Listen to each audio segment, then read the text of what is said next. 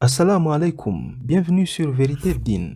Il y a quelques jours, tu as certainement entendu parler de plusieurs soldats de Tsahal qui étaient grièvement blessés et qui ont ensuite trouvé la mort dans un hôpital israélien suite à l'infection dangereuse de champignons qu'ils ont contractée alors qu'ils combattaient à Gaza, ce qui a suscité beaucoup d'inquiétudes en Israël, beaucoup craignant que cette maladie pourrait se propager dans la population israélienne. Maintenant, des dizaines d'autres soldats israéliens stationnés près de la frontière de la bande de Gaza sont atteints d'une maladie de peau et on pense qu'ils ont attrapé la leishmaniose. C'est une maladie parasitaire qui peut affecter la peau, les muqueuses ou les viscères. Cette maladie, qui peut être mortelle si elle n'est pas vite soignée, est transmise par une piqûre d'insectes infectés par la leishmania. Selon un journal israélien qui a rapporté la nouvelle, certains soldats ont été envoyés pour effectuer des tests de laboratoire dont les résultats n'ont pas encore été reçus, tandis que d'autres ont été transférés dans des cliniques de dermatologie pour y être soignés, a-t-il ajouté. Les experts en santé publique sont très inquiets et préviennent qu'il ne faudra peut-être que peu de temps avant que les infections et maladies de Gaza ne se propagent sur le territoire israélien via le retour des troupes.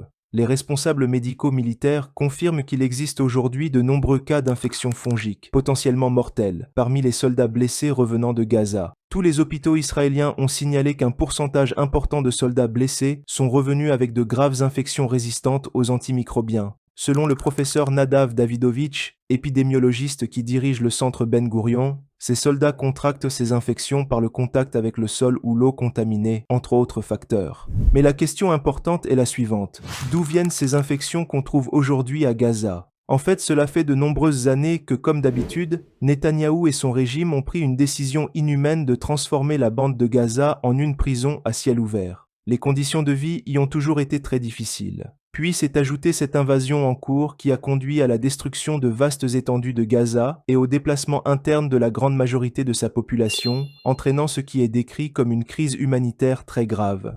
Les quelques Gazaouis qui n'ont pas été tués par les avions de Netanyahou sont aujourd'hui menacés par différentes infections causées par le temps froid et humide, la surpopulation dans les refuges, nourriture rare, eau sale et peu de médicaments. Ces conditions ont conduit à l'apparition de diverses maladies. Dans son dernier rapport sur la situation à Gaza, le Bureau des Nations Unies pour la coordination des affaires humanitaires a déclaré que l'OMS avait signalé des cas de méningite, de varicelle, de jaunisse et d'infection des voies respiratoires supérieures. Ainsi, toutes ces maladies sont maintenant en train de menacer non seulement le bien-être des Palestiniens, mais aussi des centaines de milliers de soldats de Tsahal qui sont déployés sur le terrain à Gaza, ce qui ensuite menace sérieusement des millions des civils israéliens. Voilà en bref ce qui se passe actuellement sur le terrain. Merci beaucoup de m'avoir suivi. Surtout dans nos invocations, n'oublions pas nos frères et sœurs palestiniens qui se trouvent actuellement dans une situation très difficile. Nous savons que leur victoire est certaine. Elle viendra sans doute, mais nous prions pour qu'ils restent forts et patients pendant ce moment des dures épreuves.